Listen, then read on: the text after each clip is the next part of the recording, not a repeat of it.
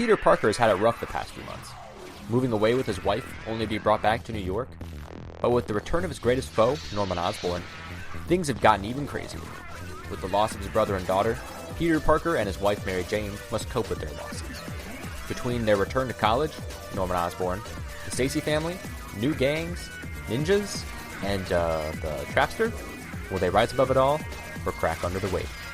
Welcome to the Forgotten Era, where we'll answer all those questions and more.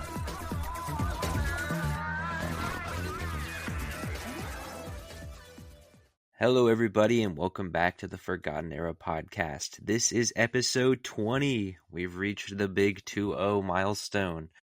That feels pretty good, and I can't think of a better story to hit it with than what we've been ramping up to, which is Spider Hunt. I am joined once again by Adam Chapman of the Comic Shenanigans podcast. Thank you so much for having me. This has always been a personal favorite. So I'm really glad to be able to be on the episode that chats about it. Yeah, I'm really glad we can make it work. A little bit of background for the people who aren't in my DMs.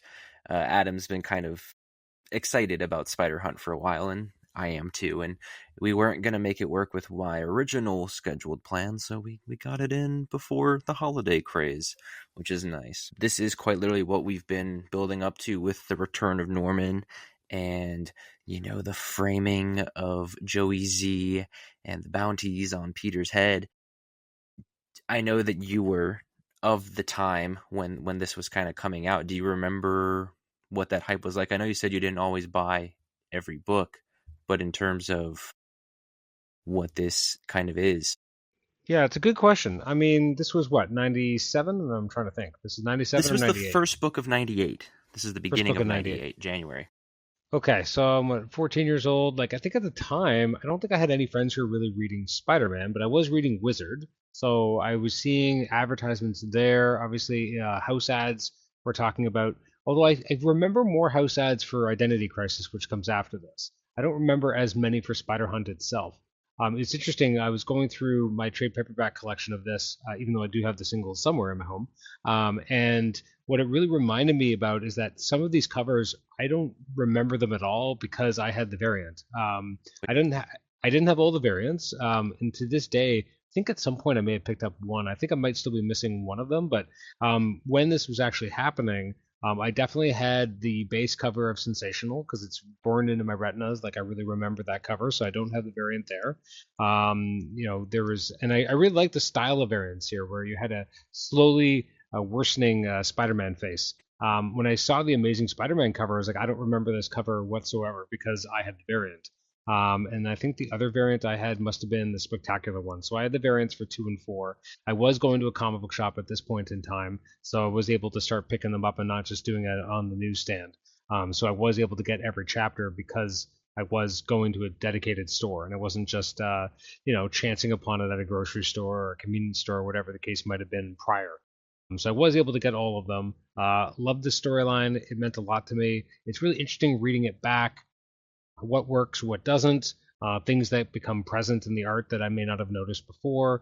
Again, I didn't have all of the context reading it in real time about some of the issues that we've talked about just together on previous episodes of the podcast. I had been an Amazing fan, so I knew those characters. What I respect and really enjoy about the storyline is, although it has a thorough line for itself, each book is still concerned with being whatever its book normally is. So you see some of those types of characters, you see some of those plots still come across. So even though it's still servicing the greater narrative, you do have smaller pieces that are more respective to the particular books of the writers who are, part of this event, which I respect, because you hear about, sorry, I'm going on a diatribe, but when you hear about people from like Peter David writing crossovers in the X books in the early 90s, very different experience. It felt like he kind of had to throw everything out and focus on, we're doing Executioner Song, and I'm only allowed to use a couple characters from my usual book, and I'm focusing on all these characters who have nothing to do with my main title. Like, that was his experience with crossovers, especially at that point in time. Obviously, the Spider-Man books at this era, having survived the Clone Saga, was very different. But you still, so they actually were able to build some connective tissue. There's only one time where I really felt like we've already seen this. We don't need to do this again, and it concerns Robbie Robertson.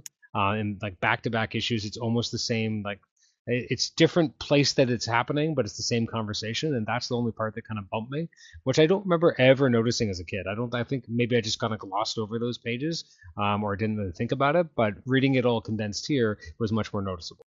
Yeah, no, for sure. That whole story with Robbie has been kind of repeating for the past like 6 issues of Amazing Spider-Man, so it is getting a bit tried at this point. Um, in terms of what you were saying with the marketing, it obviously wasn't as big of a push as Identity Crisis, but I do love the like theming of the marketing. The variants we're talking about are wanted posters. That it starts with Peter fully masked, and then it slowly gets more and more damaged until he has a bandage wrapped or webs wrapped around his face, which is what he wears in Spectacular's issue for the most part.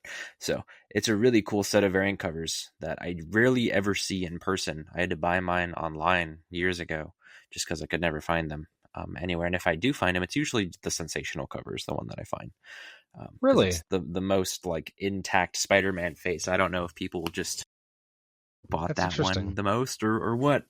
But I mean, those books, I rarely find that later half of Sensational anywhere, or really the later half of a lot of these books anywhere that aren't Amazing Spider-Man. Yeah, it is interesting that like it wasn't, there just weren't as many copies being published or printed at this point. Yeah, Like the print runs were down. It wasn't an X book. The company obviously was going through its own, problems and yeah, struggles. So it's funny to me when I'll be on, like I'm on the Amazing Spider Talk Slack room, and they're talking about picking up some of these books and some of the prices they have to pay for them, and it kind of blows my mind because in my mind there weren't nothing, like in a nice way, but like there were yeah. ubiquitous Spider-Man books, but there weren't a lot of them, and not a lot of people actually bought them, and people are trying to hunt for them. And it's so interesting. It's one of those moments when you realize how old you are or starting to become. Because for me, it was just that was just like part of my, as you said, like I experienced all this in real time. So the fact that people are kind of going backwards and discovering this for the first time and hunting in back issues for books that I just picked off the stand is very foreign to me because it just feels so diverse from my experience with it. When you've been a comic book fan long enough, like you start to have these experiences, I guess, where there are a new crop. Like again, I'm always impressed that you're 25 and love this era because you were born after it, and it really tickles me to see that people are still interested in these books and want to go back and that they do survive. It was this period that people forget about, but they sleep on it for no reason. Like there's actually some really solid stuff, which is again why I was so excited when I kind of discovered that you were actually doing a podcast about my favorite era. So that's why I was kind of like, I must be on every episode apparently because this is just in my wheelhouse. This is an era I've loved. I don't know if you're going to talk about Slingers too at some point, but like I was also boots on the ground for Slingers. I bought all those issues when they first came out. So it's very this is my formative kind of comic buying period when I'm really starting to become the comic book fan that I am today. Really starts to take root in this era. Hopefully we can do Slingers at some point. I don't know. Everything past final chapter is so like in the unknown for me at this point. Just not in terms of knowledge of it, just in terms of will I cover it? Because Hmm. Well, I'm the I'm Slingers is the I'm interesting the because one I man guess show. it does So it. Yeah, yeah. Well, when do Slingers? Let's get into the actual issues that we're going to talk about. But I'm curious because off the top of my head, I can't remember how far after Identity Crisis it came out. Slingers, I think, started at the same time as the reboot stuff. So Was I it think okay? it came out at the same time as those number ones for Amazing and Peter Parker, if See, I I remember right. have very fond memories, and I think I can find it somewhere. Maybe I don't have them anymore. There was a bunch of Wizard special editions on Spider-Man. There was a couple that came out right around the relaunch. I don't know if I have them anymore. And I remember, actually, you know what? It was not Marvel Vision. It was like whatever came out after Marvel Vision. It was that kind of a bigger promo kind of book. I don't have them anymore, but they were essentially just like the solicits. But they had Yeah, articles and stuff the about Marvel the reboot. Mania books, is that? No, it was probably after that. Yeah, it was right before the relaunch. They were Okay. doing a bunch of them, but again, it was just the solicits, but it was like in a nice printed format. Yeah. I got rid of them years ago because I'm like, why am I keeping these? Now I'm like kicking myself because they were just fun artifacts and you had all sorts of house ads in them. And anyway, yeah, it was exciting times. But again, I remember them advertising a lot of stuff that wasn't Spider Hunt. It's like this storyline that even at the time maybe they didn't really believe in it, but it has two double-sized issues too. You, Yeah. you have the first issue's double-sized and the last one's pretty big. So They put a lot of work on it. Definitely, definitely. So for anybody following in terms of collected editions, we're finally out of the Todd DeZago, Mike Wieringo trade paperback for Sensational, and we're starting the Spider Hunt trade. Which, good luck. I mean, it's the cheapest of this era's trades, so you can probably find it fairly easily if you Hmm. want to go back and do that. If not, it's all on Marvel Unlimited. So, we are going to start with Sensational Spider-Man number 25, which is a double-sized issue titled Into the Dance. It was released on January 7th of 1998, written by Todd DeZago with art by Joe Bennett, finishes by Al Milgrom, Dan Green, Hmm. with colors by Gregory Wright and Mark Bernardo. In an unknown place, a mysterious scientist is busy at work treating a mysterious man to help him become the Green Goblin once again. At the Manhattan Marriott, Override and Aura, of spectacular Scarlet Spider fame, are back in New York to take out Spider-Man. With the newly raised bounty of $5 million, all they have to do is defeat Spidey and they can lay their superpowered alter egos to rest. Annie, also known as Aura, likes the sound of that, wanting it all to be over. In another part of the city, a gang from Texas known as the Dealey Boys get their hands on some very advanced laser weaponry. Now, with Spidey, we find our hero bobbing and weaving through attempt after attempt to kill him. He takes out some lower level thugs and is stuck between a gunman and some innocent kids. He's able to web the shooter's eyes, but the shooter begs for mercy. He doesn't want to be killed like Joey Z. Pete lets him go, pissed at his new reputation, and leaves to go to the Bugle. There, Pete reflects on Norman's attempt to destroy his life, manipulating everything and everyone around him for their cat and mouse game. And to make matters worse, there's a new player on the scene, Flash Thompson. Flash is now Norman's personal assistant after hearing about Flash's attempts to battle his demons. To break the moment up, Billy Walters tells Peter there's something going on in the city they need to see. A massive fire has struck a complex, and it's up to Spidey to save the last survivor. Afraid of Spider-Man, the woman resists, and to make things worse, shooters arrive at the scene to partake in the spider hunt. Thankfully, Hobie Brown, back in the Prowler gear, saves the woman. Pete appreciates the save and goes to deal with the gunman. As Pete is webbing the thugs up, his web shooters stop working, now overridden by Override. After a quick tussle with the couple, the Dealey boys arrive to take a shot at Spidey. Overwhelmed, Pete escapes home to Mary Jane.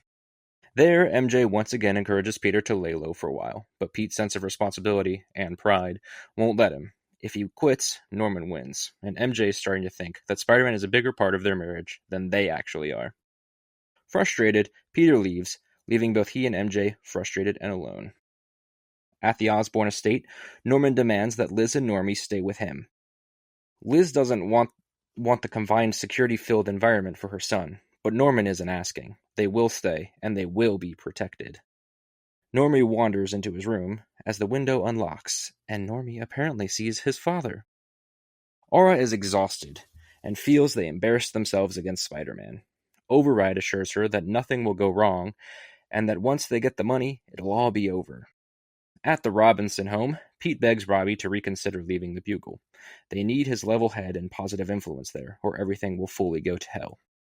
Robbie refuses to be a part of the new Bugle, though, as Martha enters the conversation, accentuating how the Bugle was killing him and their marriage, as it was getting to be a bigger part of it than their love was, echoing the conversation Pete had with Mary Jane earlier. Peter considers giving Spider-Man a rest for a while when his spider sense begins blaring. The Dealey boys tagged him with a tracker earlier and are making their move, insisting he'll consider retirement tomorrow. Pete suits up to face his attackers. Taking the battle to the park, Override and Aura make their moves too. The police begin to move in, and soon enough it's a full-on clusterfuck. Aura plans on using her abilities to contain Spider-Man, but the gang member named Lee raises his laser pistol to fire. With Aura beginning her containment field, Lee's laser shot gets contained in the field with her, ricocheting about and frying her in the process. Override rushes over to help her as Pete takes an injured cop to the hospital. Back home, Mary Jane informs Peter that Normie has been kidnapped, and allegedly it was the Green Goblin that did it. Pete's time at home doesn't last long as he suits back up to find Normie. And there is the long-winded recap for this 40-page book. Yeah. Well, here's the thing, right? There's so much loaded in here, and a lot of it Yes, does matter. And you feel like I don't know. There's just something about older comics where sometimes it's a lot of nothing, but there is a lot of something here, and it is packs a lot of plots and a lot of information. You get some fun action. You do get to move existing plot lines forward, as I said. Like you get to see a lot of things moving. You get to bring back Override Nora, who I don't know who really wanted them necessarily come back, but it definitely you know does some horrible things to Aura, which it's interesting. I think in this day and age that may not have happened just because there's been so much made of women in refrigerators, that kind of thing, and I feel like exactly. these days it would have happened to Override somehow instead.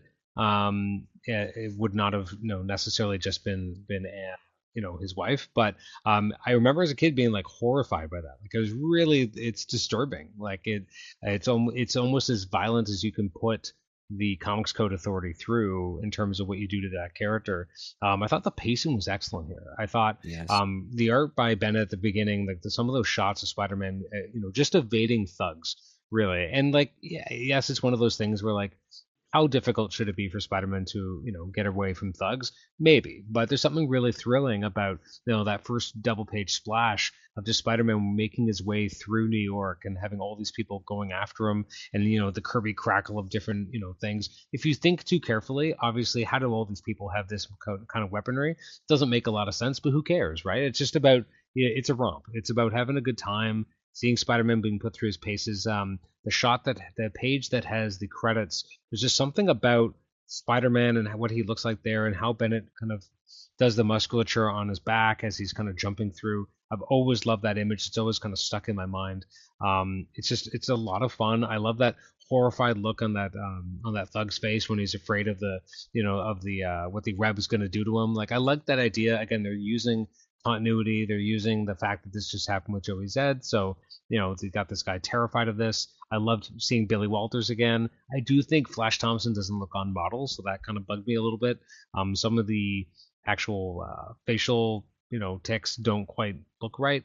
There's that a couple page where you have the silent page of Jonah just kind of watching what's going on and just kind of going home from going back into his office.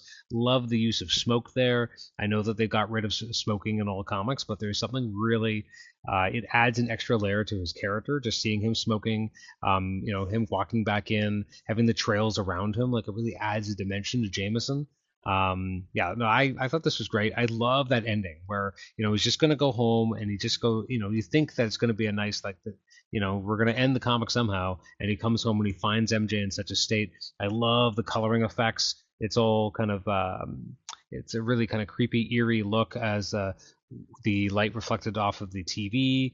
So it's a really kind of creepy look. Then you have the next page and you see just the shot of MJ intently watching the TV news report as Peter kind of walks over. You see his clothes go flying. He's back in the uniform and he's going out. And I love that dialogue from MJ. I wish yeah, those web shooters shot bullets. Like it just feels like it ramps up the tension so well. And I think at the end of this first chapter, you're like, okay, I'm in. Let's do this. Like it's not enough that you got a bounty on his head. Not enough that you got all these people trying to get Spider-Man, but now Normie's missing. What's the next step? And so I love that. yeah, absolutely. I mean, I think everything just works here. It's kind of there's this thing they do in the beginning when Peter's like counting the Hmm. people that he's taking out, like 1, 2, 4, 5. Like it's just really great. Like you said, how do people get these weapons? But honestly, who cares? I like that later on in the story we get to see like normal people going after him Hmm. too. But I Yeah. just love how chaotic this first chapter is, and really this whole story is, where Peter seriously can't get a moment to take a breath and rest. And now he's got people fearing for, they're trying to kill him. But when he tries to defend himself, they're fearing for their lives because of the whole thing with Joey Z. So it's just a lot. And I like you said, when it comes to the books still being very much their respective books, we get a follow up of Hobie, who Hmm. we last saw with the whole thing with Vulture. And we get, Override and Aura, which aren't of sensational fame, but are of Todd's work on Spectacular Scarlet Spider. So we get those characters back, whether we want them or not. I think that while I don't think it needs to specifically be them here, I like that they are here, Hmm. whether that's a Clone Saga bias thing or just the fact that I think these two characters work. I can't really tell you. But in a way, it's nice to have two players that we have seen before but don't know a whole lot about, Hmm. and they're kind of the focus of this. And there's things that happen in the future to certain characters that maybe aren't the best.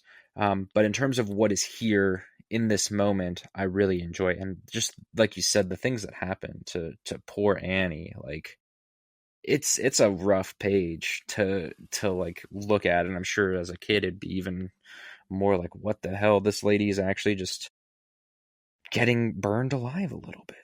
I like the battle, the standoff in the park is probably my favorite part of this issue. It's just there's so much happening there.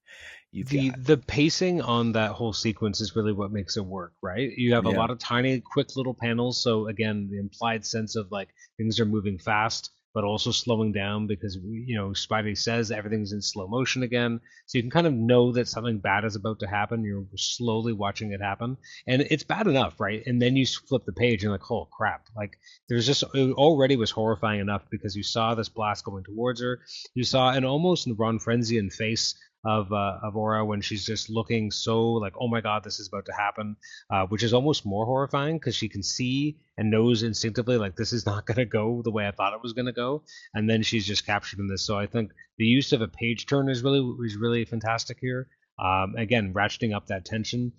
There's a lot of really good stylistic choices by Bennett here, just in terms of pacing, the size of panels, when to use small panels, when to use big panels, when to kind of have a lot of panels in succession. So again, you have that a greater sense of motion and tension. Even the last page is such an interesting choice because you have on the left hand side you have these panels, but on the right hand side it's mostly white space, and then you have a couple shots of the TV show, and then a sound box kind of below it, and I don't know why, but it works. Like there's just something about that negative space ends up really working for that moment and allows your focus to only be on Peter. And I think otherwise it wouldn't quite work. Like it would feel like why are we not seeing what they're seeing? And so now we're kind of seeing it, but also that's not where they want our focus to be. So I thought it was an interesting page layout considering it's the last page. yeah, it's perfect for the like feeling you're supposed to feel in that moment. There's just like Mm-hmm. the fear, the uncertainty, the dread, the anger, especially from MJ, the anger. It's just a lot. And as much as it's unfortunate that Mike didn't get to do the art on this book, I almost think Joe Bennett might have been a better fit anyway. Simply just for the fact that Mike's style is so bubbly and like fun and bouncy, and the story, not to say that he can't do serious, because he has and will continue to and past this point, but just the work that he was doing on Sensational and this story, I'm kind of glad there was a fill-in artist to make things flow a little bit easier. Yeah, I think that was the right call. Like you go to the issue right after this, and it's the Identity Crisis kind of prelude with Sandman, Hydra Man, and Silver Sable, and it just hits different. And like it's great, it's really well done, but it doesn't have the same kind of emotional resonance.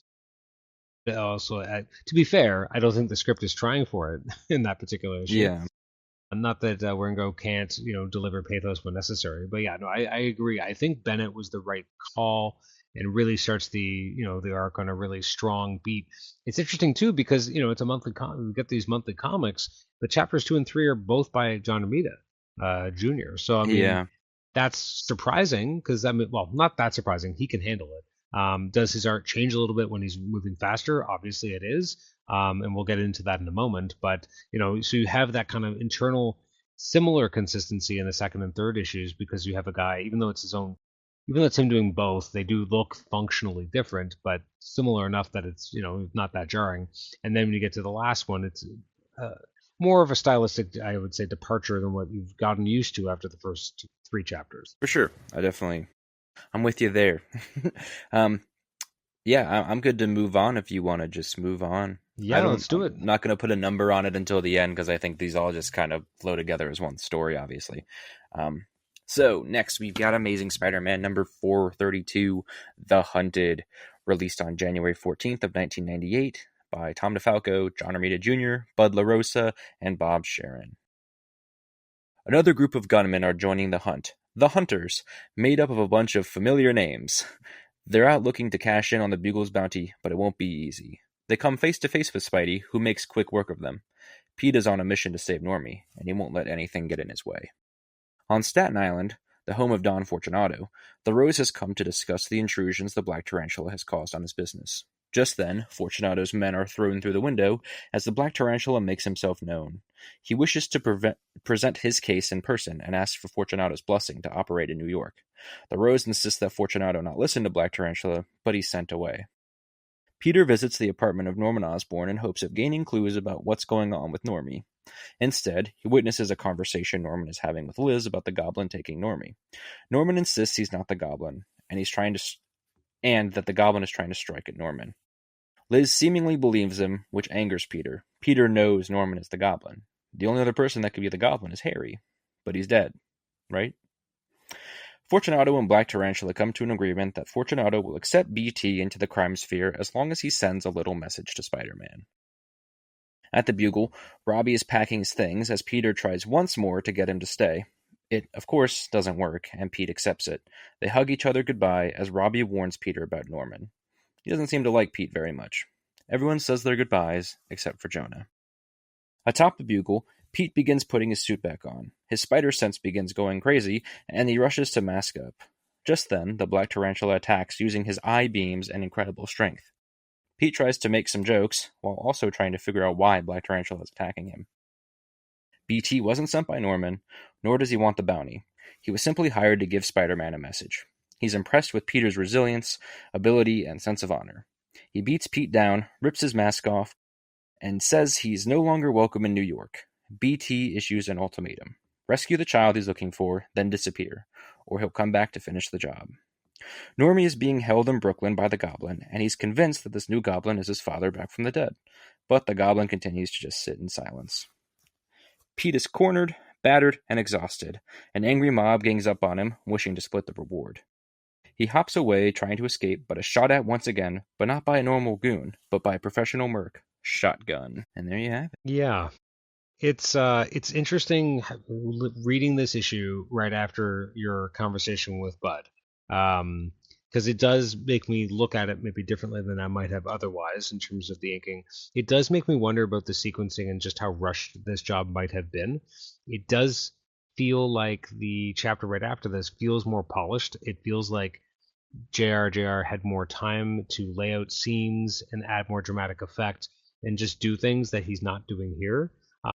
And then I wonder what schedule Bud was on to bring this to life. He still does a great job. It's still a very solid book. It's a solid looking JR book.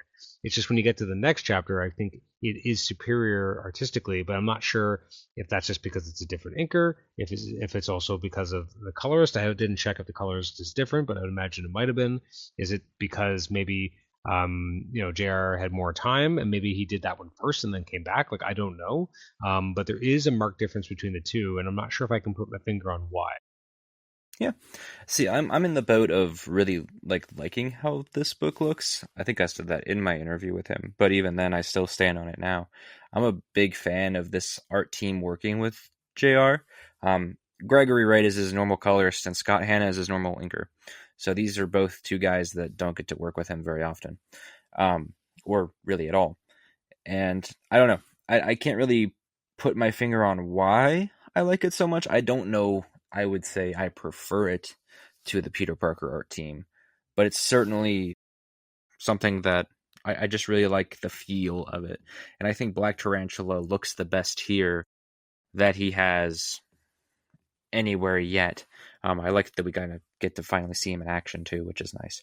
I mean, And I I don't know. don't think that's difficult, only because like I like Scrooge, but Scrooge is not as straightforward a superhero guy in a lot of ways, and so Black Tarantula never really.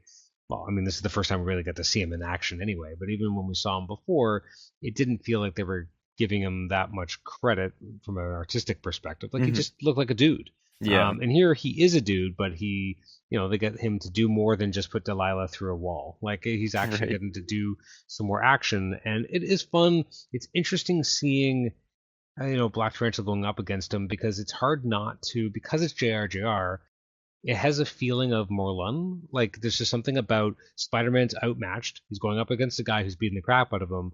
Unfortunately, the most famous version of that is either Spider-Man versus Juggernaut or Spider-Man versus Morlun, both by JRJR, and this one ends up feeling kind of similar.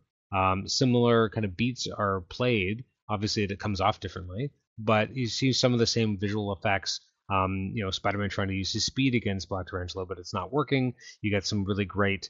Again, I always forget what the actual technical term is for when you see so many different versions of Spider-Man moving so quick, so Yeah. fast on a page. I do like ripping the mask off. It doesn't even matter who he is. It's just something he needs to get more of a foothold into New York. So I do like it overall. I like how it ends with Shotgun, who obviously is a JRJR character, which I did not know when it first happened. I was kind of like, Yeah. who's this guy? New villain, okay. Not a new villain, was already a pre-existing Daredevil villain, but whatever. So overall, I do like this. It is interesting in context of where Amazing Spider-Man had been, that just by putting JRJR on here, the Rose feels so fundamentally different. Just because of how he's drawn. Because when you read him in the previous issues, like he just didn't feel the same. Also, they were using different effects on him, and he had Delilah with him, but he felt more like, well, here's my big question for you. Obviously, you know who the Rose ends up being. Do you think Tom knew who the Rose was yet? Do you think he'd actually figured it out for himself, or if he was just playing mysteries? Because you read the Scrooge version, and it feels more like, more like what Roderick Kingsley actually was, like the guy working in fashion. Like he had that style to him. You could see why he kind of needed help from Fortunato. Here, he doesn't feel that way. He does feel different. He does feel like he has more gravitas. And then later on, like he doesn't feel like who the character ends up being. So I'm curious what your thoughts were or are on if he knew all the time who he was. I think at this point he definitely does, because Think we so? have said character, who he is, pop up in other books more right Hmm. now than at any time really prior, because said character was kicked out at the end of the Clone Saga. Hmm. So we have that whole thing, and the fact that, I think the fact that he was kicked out at the end of the Clone Saga might have meant that Tom knew who it Hmm. was or had some inkling of who he wanted it to be. But either way you look at it, the identity of the Rose here is such a weird curveball that I still don't really quite understand to this day why. Um, but I think maybe not so much at the beginning, but now I feel like he definitely knows, because we get that reveal only like what, four or Because it's five only a few issues later. months. Yeah, Yeah. it's pretty soon. Yeah, it's not too far off from where we are right now, but I completely agree that the Scrooge version and this version are very fundamentally different. And in my mind, the Scrooge version looks, like you said, more, he's kind of like a fashion guy, but he's also like wimpy. And I think that might just be the way that Scrooge kind of draws people, but Yeah. he's very just like Which does feel scrawny and accurate nothing. And yeah, considering no, for sure. considering it's who it's supposed to be. And it's interesting. Obviously, we see that we're dancing around a story that happened like almost 30 years ago, like it's brand new. Like this is going Um, to be a big reveal or something at some point. yeah, but I guess for your podcast it is, Yeah, because you're kind of experiencing it as you go along. The spectacular issue, you have this character there, but the way they're written, I mean, obviously it's written by JMD, it's not written by Tom, but it feels so afield. It doesn't feel right. It just doesn't feel like that who that character actually is. right. I'm glad they're here. But yeah, there's just something about it. Just all everything about it comes off wrong. Comes off too flippant, and it just doesn't feel like any version of the Rose. Now, maybe that's just maybe him throwing people off the scent. Who knows? But yeah, it's odd. I will say I think I love this second chapter because again, it's taking place during Spider Hunt, but it's so focused on the Black Tarantula, who's the big bad of that run. So it's Right. very much like you could almost not read Spider Hunt, and you just kind of get what you need. If you're Exactly. just being Amazing Spider-Man guy, you could be like, okay, I understand something else is going on. I'll probably find out a little bit more about that resolution later about what happens with Normie. But if I'm there for the ongoing threat of the Black Tarantula, I'm getting all of that, and it's exciting, and it moves that storyline along. And again, I love the fact that Black Tarantula just doesn't care about Peter. He's not doing it because he wants to fight the guy. He's doing it because this is what he has to do in order to get what he wants. He doesn't even care to look at his face. Like there's just I like where he occupies as a villain because it's not personal. And there's just something kind of nice about that. Whereas most villains, especially at this point in time, have more of a personal motivation against Peter, or sorry, Spider-Man in some way. This is nothing to do with that. It's just pure business. And I like that. Yeah, this is almost the most out of place part of Spider Hunt Hmm. in the general scheme of Spider Hunt, but in the flow of books at this time and what Amazing Spider-Man is, it fits perfectly, and is finally we get to see the Black Tarantula make his move because he's been hiding out in South America pretty much all this time. So Mm-hmm. he's finally here, finally enacting, and then we could see a lot more of that later. I say a lot. Honestly, there's not a whole lot left for him here, but in terms of being the big bad of Amazing Spider-Man, we get him here. So Mm-hmm. I really enjoy this issue both as a second part and as a standalone. Like you said, it works in both ways. And I don't know, I don't even think I mentioned it a whole lot in the recap, but at the same time that all this is happening, Mary Jane's gone back to her like party girl roots to try Mm. to distract from the craziness that's taken her life by storm the past couple weeks. So that's a nice, I guess, return to basics, while also she's freaking out about everything inside because it's just the coping mechanism. It's interesting. One thing I'll say, because we were talking about kind of the comparison between the two creative teams, between Amazing and Peter Parker at this time, or at least in this particular month. What I think is interesting about it is it does feel like in Peter Parker Spider-Man, there's a better, more effective use of blacks and shadows, and it had just in general feels like a darker, scarier, dirtier New York, in a way that I think really works for the story. The Amazing issue is not like that, and you don't nearly have the same level of darkness. In fact, some of the panels almost look bright in comparison. I think that does make sense because at the end of the day, it's Amazing Spider-Man. It's the flagship book, so it is a little poppier, and it doesn't feel as grimy as what Peter Parker is. Right. Whereas Peter Parker is definitely the crime book. It's the book you go to for the down dirty crime stuff in Spider-Man's universe. And I'm glad that it exists that way. But it is interesting to read them right next to each other because it is so different. Bob Sharon just does a very different coloring style than Gregory Wright. I would, to my taste, I do prefer I think that team better, but it might also just be the issue that they have. I think is more interesting. I like how dark the Peter Parker issue is. I like how you feel again, kind of to our point where the Black Tarantula stuff doesn't really feel as connected to what's actually going on in the story. In terms of like the Spider Hunt part of the story, it has to do with what's going on with Fortunato and Black Tarantula, but that's not specific to this era, or this storyline. Whereas Peter Parker Spider-Man is all about like, let's get away from Shotgun, let's try to get away from all these people. Oh, I'm all damaged, and now what do I do? Like, this is the worst night ever. How do I escape this? How do I survive? All these things are kind of circling around Peter and threatening to kind of squash him, and he has to somehow find a way to dig deep and find his way past all this. So I think that's probably why I think it works for me more. I understand why you like the other issue as well, and let's be honest, like they're both great issues. Both artistically, they're just so different because they do lean into different styles. Oh, absolutely. Yeah, I definitely don't. I don't prefer the Amazing style. I love the way that Peter Parker looks. I think it's the best looking book of this entire time period. So nothing really beats that in my mind. Mm-hmm. But yeah, in terms of the work done on Amazing here, it was a nice change of pace from kind of the inconsistent chaos that Amazing had been up to that point, with switching between Scrooge and switching between Bennett. It's just kind of like, here's a John Mm-hmm. Romita Jr. issue to really throw you off your toes. But yeah, and I think another thing to kind of mention about John Romita Jr. is he does every cover for this except for Sensational, because they Mm. gave it to Mike, which is also an interesting little tidbit. I'd be curious why they did that, if there was an actual reason behind it, or if it's just they couldn't get the monthly out of Mike because it's a double sized book, so they were just like, do the cover. Mm. Maybe. Alrighty, moving on to Peter Parker Spider-Man number 89, titled Spider, released on January 21st of 1998 by Howard Mackey, John Romita Jr., Scott Hanna, and Gregory Wright. Norman has enlisted the help of the amnesiac Punisher to hunt Spider-Man and help find Normie. Back with Spidey and Shotgun, Pete is fighting to survive. He webs up a Lost Years/Daredevil Man Without Fear type mask to conceal his face and continues to dodge the continuous gunfire.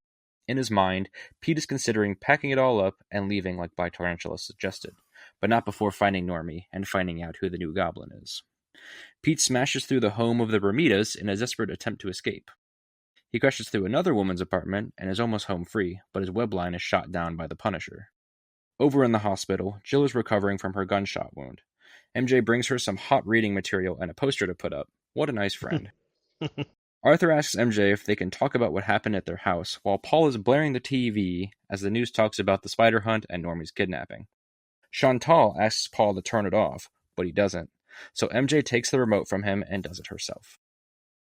Just then, Norman Osborn walks in, commenting on MJ's fiery temper matching her hair color.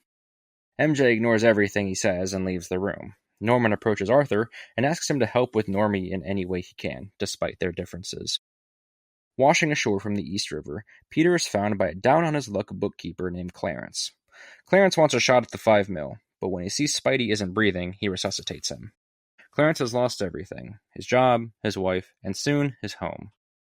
The bounty is his shot at redemption, but Pete can tell that murder isn't what Clarence is about. The two men become cornered by another large group of gunmen, and Clarence stands up to defend Spidey. The gunmen are stopped in their tracks by the arrival of the Punisher and Shotgun, and everyone begins opening fire. Pete protects Clarence with his web shield and runs into a room for cover. Inside, we find Jimmy Six, who has joined the fight in order to pay his life debt back to Spider-Man. He asks Jimmy to take Clarence to safety, and their debt is paid. Now in a warehouse, Pete is surrounded by Punisher and Shotgun. Shotgun opens his mouth a bit too much and reminds Punisher that he's a good guy. Now remembering everything, Punisher is going to protect Spidey and not kill him. Before they can react, a giant group of pumpkin bombs smashes through the ceiling and explodes. All right. Now, did you mention the fact that as Spider-Man is first trying to evade Shotgun, he ends up inadvertently crashing a dinner had by John Romita Sr. and his wife Virginia?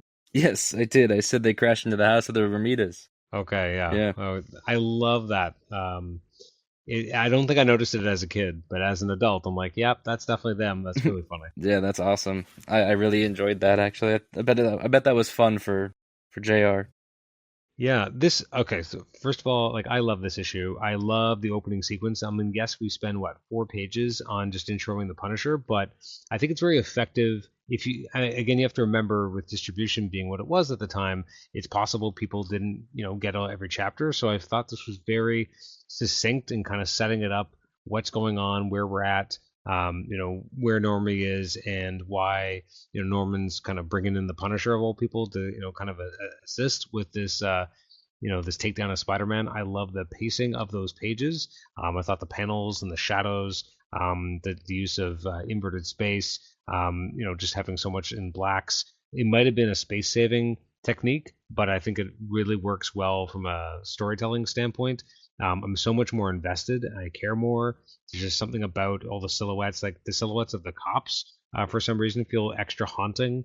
The idea that maybe they're not just your typical cops, but they're a little bit more corrupt. There's just something about the silhouettes that kind of expand on this. The idea, again, very of the time that Punisher doesn't know who he is, but now he's gonna figure out who he is again.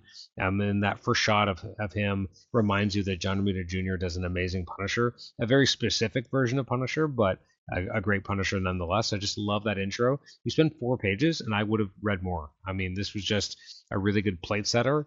And then again, I love how Romita and his inker and colorer really put the mask, the web mask on him. I just love the effect of what that looks like as he's jumping through New York. I loved when Clarence finds him. I don't know why, but as a kid, I really loved that whole sequence. I love that shot of just him getting out of the water and then just kind of collapsing, and then when he's on his back and you have Clarence kind of putting the flashlight on him. I just love all the details on Spider-Man's costume there, on the musculature. I loved how Clarence looked. It's unfortunate because it's a very specific look that really works for Romita's artwork, and I don't think Ross could quite pull it off in the same way. So unfortunately, it doesn't quite have the same visual feel when we get to him in the next issue. As a kid, I loved how silly but also very fun the whole sequence was with that standoff.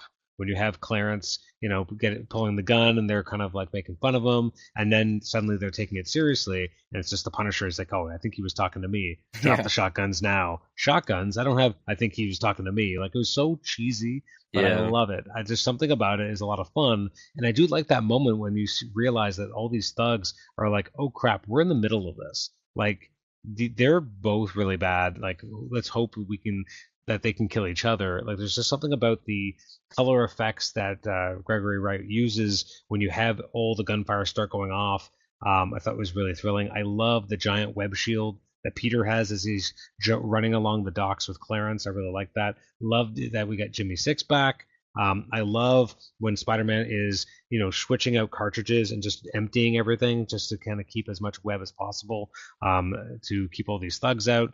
I love that moment where again the Punisher and Shotgun come in. I love the visual effect of how Punisher's now remembering that he does know Spider-Man. I love the scratchiness of the memory. I thought really is evocative of the fact that he can't quite put his fingers on it. The finer details of the image aren't there, but you get just enough that he can remember. So yeah, this issue is probably my favorite of the four.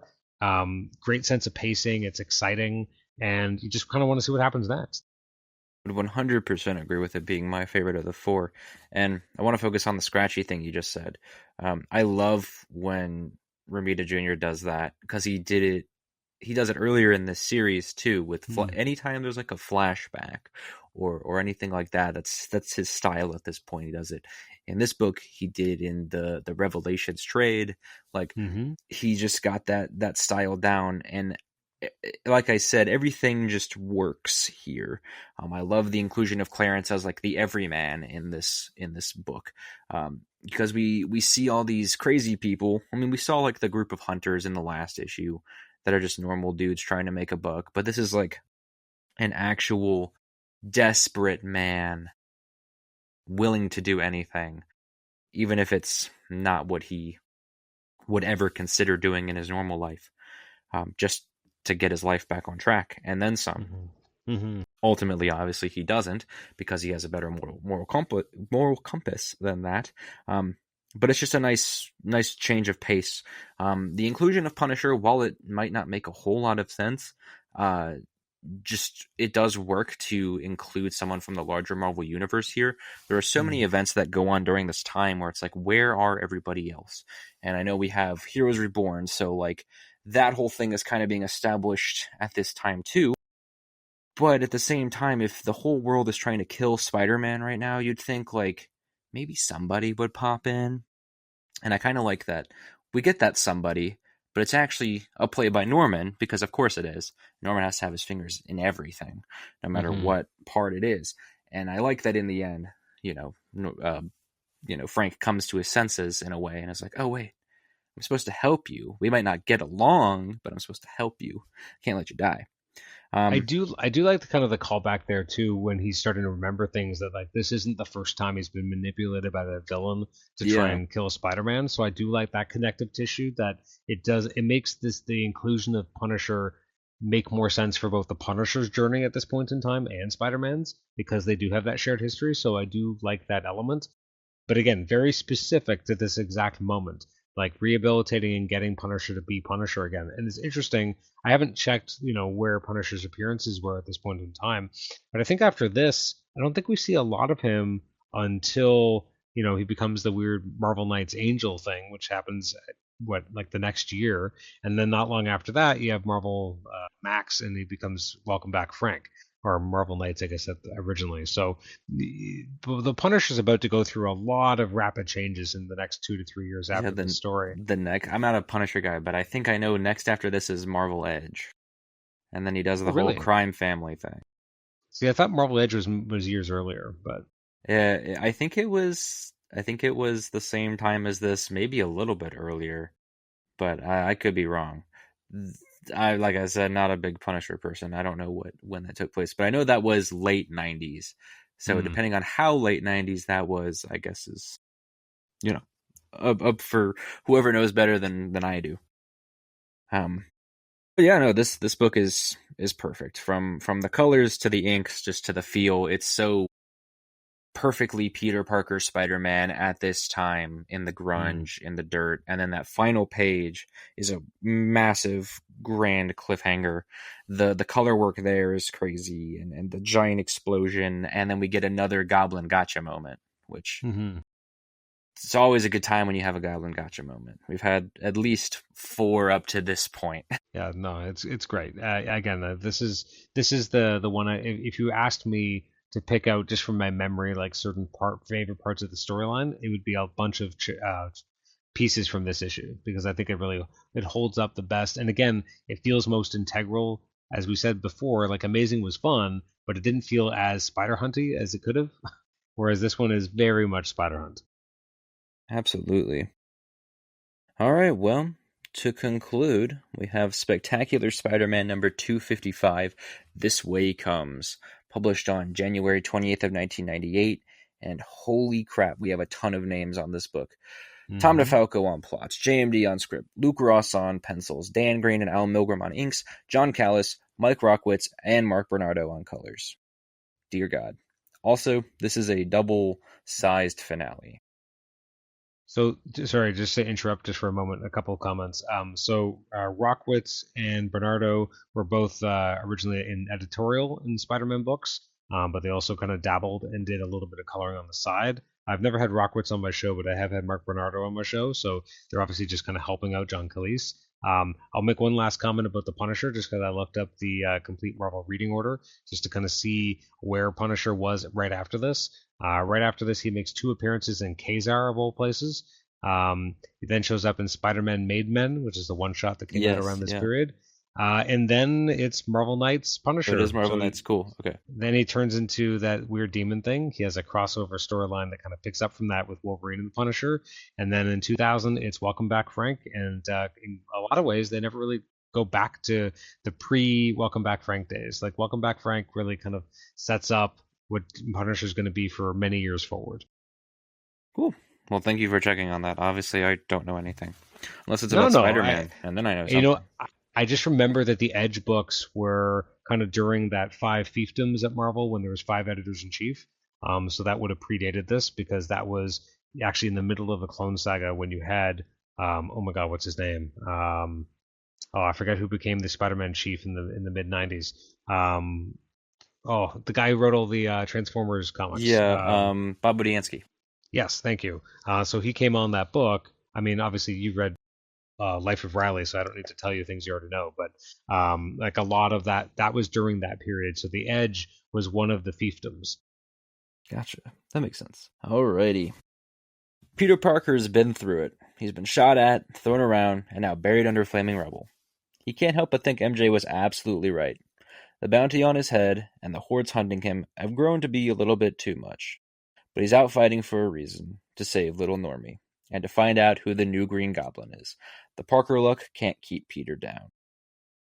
Punisher draws his gun on Spidey and gives him props on the ability to even stand after what just happened. Frank has come to his senses and wants answers as to what is going on. Pete doesn't have time to play, though. He webs Frank's wounds and takes him, along with the other hunters, out of the rubble to safety. Once out, Frank has a new target, Osborn. Pete goes to swing away from the police, now after him, and meets the Green Goblin gliding around freely. He tries to slap a tracer on the Goblin, but is shot midair by Shotgun. The next few pages jump around a bit, so here we go. At Norman's apartment, another group of mercs is hired to find Normie and take out Spidey. Liz questions why Flash is working with Norman since he's such a big Spider-Man fan, and Flash replies by saying he believes that both Norman and Spidey are good men given bad raps. At a junkyard, Normie is abusing his Spider-Man action figure. What else is new? Normie wants so badly for his father to be alive so their family can be happy. At the hospital, Override watches over his maimed wife. He's done playing, and Spider-Man will pay.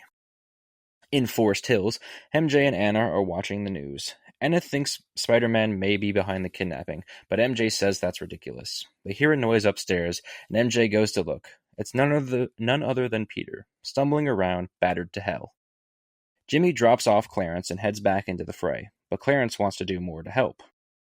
Bouncing to the Bugle, Ben Urich can't believe Robbie quit, while Jacob Conover couldn't be happier. In the hospital, Paul criticizes Arthur for possibly working with Norman, while Jill tries to play a moderator. At the Parker home, Peter showers up and wants to go back out to find Normie. Before he can even try, he passes out on the bed. At the Bugle, Jonah isn't playing along with Norman's act. He knows Norman is the Goblin, and he doesn't need to save face in private. Just then, though, the Goblin breaks into the Bugle and threatens Norman. Instead of $100,000, the Goblin wants $10 million for Normie's protection. And he wants it brought to the Brooklyn Bridge at midnight or else. The Goblin leaves, and Norman is ready to give the money to the Goblin. Jonah and Ben Urich still aren't convinced, but Flash and Betty are totally fooled by Norman's theatrics. As midnight arrives, all players are gearing up to take their place. The people want the rewards, Override wants revenge, Jimmy wants to honor Ben Reilly by killing the Goblin, the Punisher wants Osborn, Shotgun just wants the cash, and Clarence just wants to help. Mary Jane wakes Peter up as the meeting begins. Norman wishes to approach the Goblin himself, and is promptly taken away by the Goblin. Spidey jumps out from under the bridge to follow him, but as Punisher handles Shotgun, while Override watches and waits. The battle of Spidey and Gabi continues, leading Norman to seemingly beg for Peter's help. A convincing display, Peter even believes that he may have misread this whole situation. After Peter leaves Norman to go after the Goblin, Override makes himself known to Osborn, saving his duffel bag of money in the process. Finally, at the junkyard, Spidey begins his attack once more, demanding to know where Normie is. While the Goblin is distracted, Clarence, who followed them there, saves Normie. Jimmy takes the shot at the Goblin, thinking he's dead, but that's not the case. Jimmy's surrounded by the mobsters looking for him, but they're handled by the now partnered-up Shotgun and Punisher. In a final attempt, the Goblin hops on his glider, but he flies into some debris and explodes. It's all over now. At the Bugle, Override and Clarence are each rewarded $100,000 for their heroics. Override's wife's treatment will also be paid by Norman as a thanks for saving his life from the Goblin. Ben Urich still isn't convinced, and Peter's very conflicted. He knows one thing, though. He can't be seen as Spider-Man, and MJ has some ideas for that specific issue. Back in the lab of Dr. Angst, the Green Goblin is being healed. Norman admits that things didn't go as intended, but he made the best out of the situation. They strip the mystery man of the Goblin costume, and Norman congratulates him on a job well done. And there's our spider hunt, ladies and gentlemen. Yeah, so this was, I would say, artistically uneven.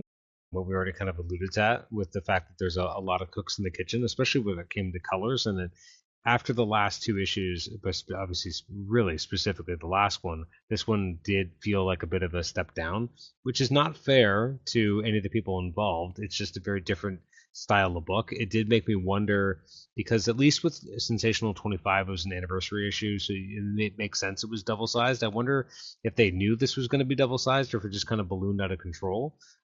It's also interesting because it's plotted by DeFalco but written by JMD. That's not typical from what we would usually see, although I guess in the last episode that you and I did, we saw the opposite happen, where it was plotted by JMD and then scripted by Tom. So I'm curious what was happening there.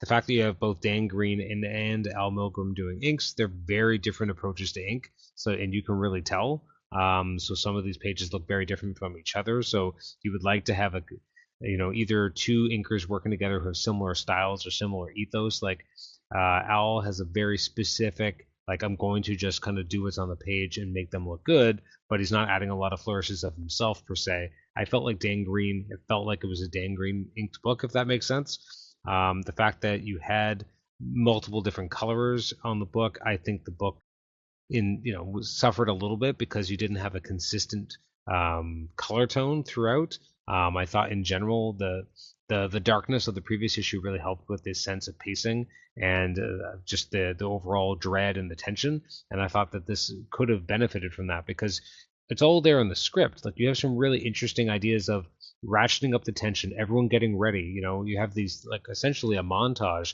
of people getting ready to converge for this big kind of climactic moment. And yet I felt like the artwork wasn't doing it a service.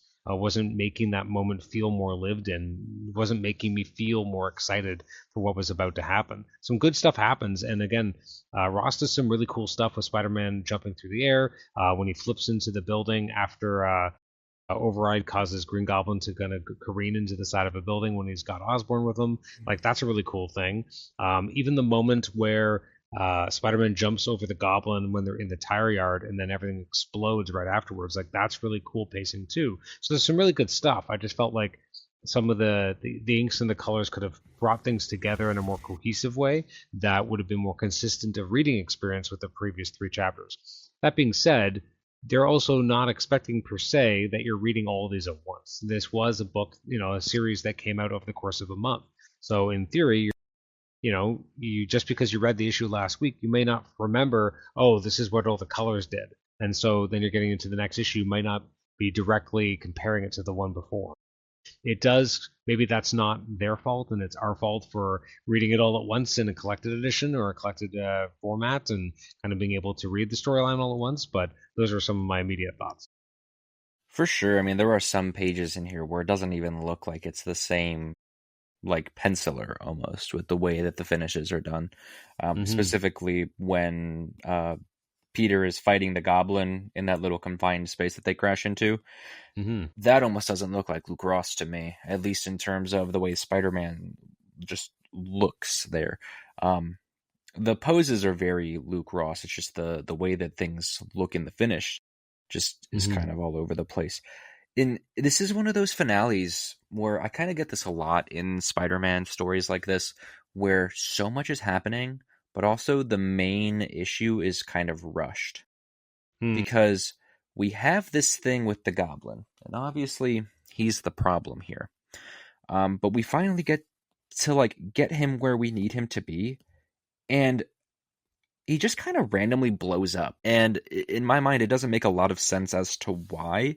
He just kind of rushes towards Spider-Man and then freaks out over something we don't see and then explodes. So it's just a little, I don't know, I guess continuity thing for me where I'm kind of confused as to what exactly happened. Because it looks like he just flies into a bunch of broken cars. I don't know why he would explode versus just get buried. Um, whether that's something I Yeah, missed or well, not, I'm not too it sure, but it's probably just more exciting this way. But no, you're right. But I think the face was more. He didn't expect Spider-Man to be able to jump out of his way at that moment. I think he was just taken aback. I think he thought he had him, and then he didn't, and then he didn't really have any time to bank or to be able to stop, and then he just kind of hit this thing, and you're right. Should it have exploded? Probably not. But it's more exciting, and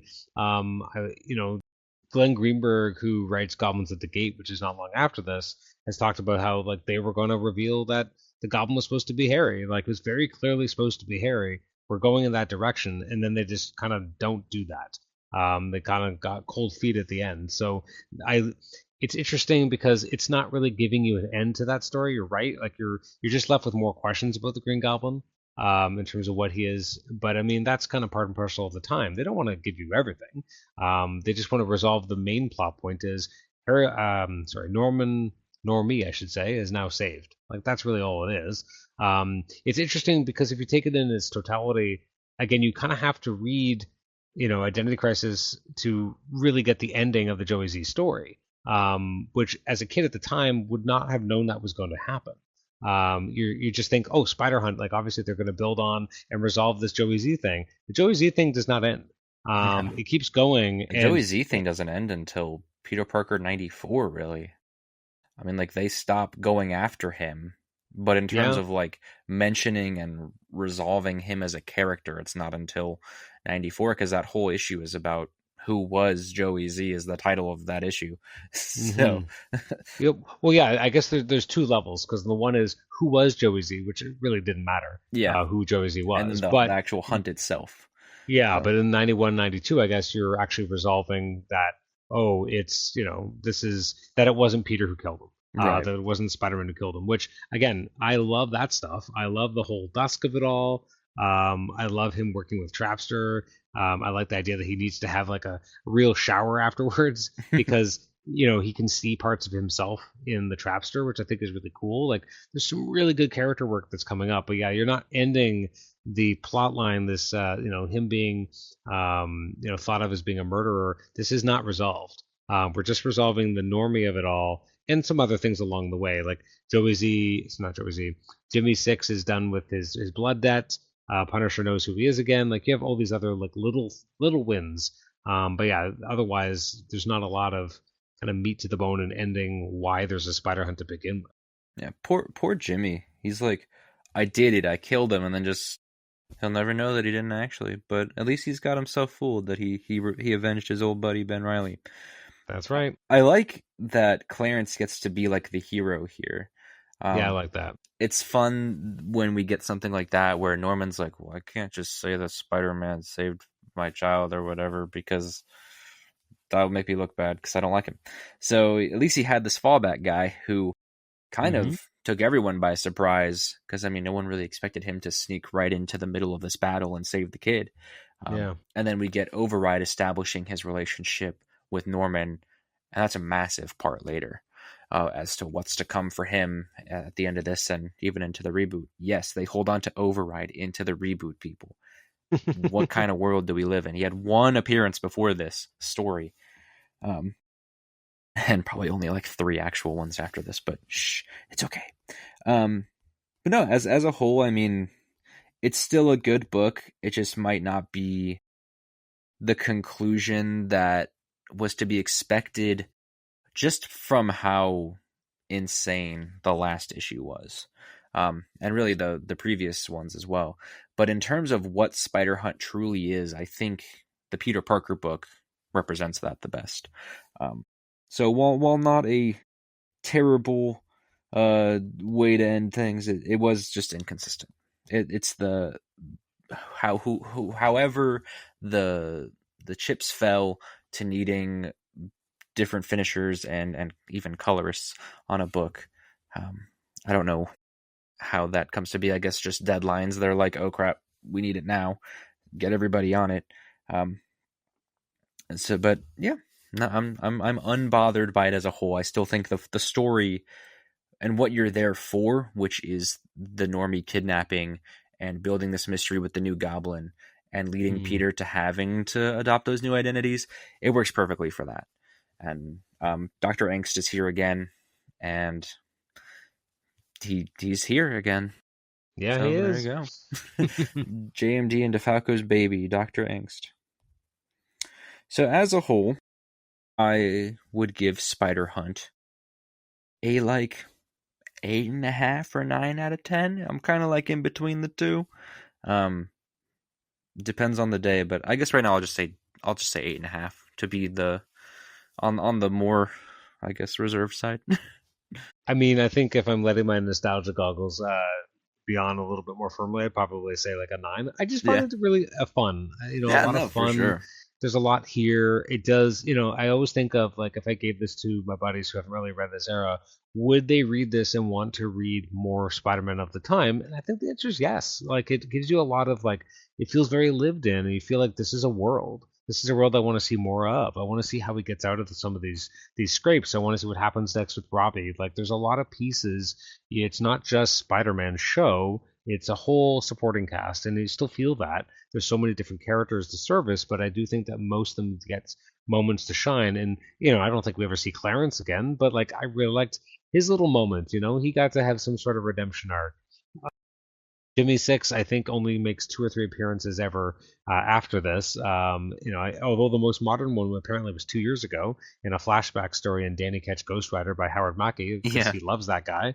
But yeah, no, this was a really solid, enjoyable experience, and I love being able to go back and read it. There's just something about the colors and the more old school coloring style. Seeing JR really kind of hitting his stride and doing some fun stuff in a period that not a lot of people talk about. Well, this was great. I'm very, very glad you were able to make the scheduling work so that I could be part of this because it was a real romp being able to go back and read these issues and then chat about them with you. yeah. I'm really glad you could make it on here too. It really is like the '90s version of gang war because people love to talk about gang war Mm-hmm. as like this crazy hectic story. Everyone's trying to kill each other. Everyone's just it's just total chaos in New York. But I like that this story specifically revolves around Spider-Man and how that Yes. affects Spider-Man, and everybody wants Spider-Man. Because while Gang War, it was territorial, and here it's kill the guy, get the money. or just kill a guy because I want to. And in a way, when you say if you give this to somebody and see if they want to read more of this period, I don't know who wouldn't, because you would want to know how you get to this point, and you'd Mm. want to know how the hell they resolve it afterwards, because it's such a crazy book, and it really like hits every inch of like what you want in a Spider-Man book in a way, because you have your cast, you have your emotional trouble, you have your physical trouble, and you have just all of this is just melding together in this just perfect 4-part story that's written by some of the best people to ever touch the character. So it really is just a overall incredible time, just fun to be had by all. Mm-hmm. If you haven't read this before, obviously, and you're listening to this, what are you doing? It's readily available. You can go get it, just maybe not physically, unless you have a local comic shop, and then support those people. But overall, thank you so much, Adam, for joining me for this episode. I'm really excited for what comes next as we get to Identity Crisis. When that'll be recorded, I have no idea. I might do an episode next week for Thanksgiving for the Hornet, but I don't know. I don't know if I want to talk about those by myself. We'll see how that works. But either way, thank you to everyone who listened to my interview with Bud LaRosa. That was a blast. Hope to do some more of that in the future. And Adam, if you want to say anything before we end, go ahead. People should just check out the Comic Shenanigans podcast. We have upcoming episodes in the next couple of months. We're going to be having Pat Olive coming back on to do some creator commentary. Chuck Austin coming back for some creator commentary. Who else is coming? Ron Friends, who's always a good friend of the show, coming back. We're doing something a little bit different. We usually do creator spotlights every month. We're doing something where we look at a bunch of different centennial issues of a specific comic to kind of see how different that comic is 100 issues later. The kind of chart progress, I guess, for lack of a better term. So the upcoming episode talks about Detective Comics 300, 400, and 500, which is spanning from 1962 to, I believe, 1981. So it's a really interesting kind of time capsule to kind of look at what's happening in the Batman books in that era. Awesome. Sounds like a ton of fun. I will be listening. And everybody else should too. So thank you all again for listening to this episode, and I will catch you next time when we meet the Sensational Hornet. Bye-bye.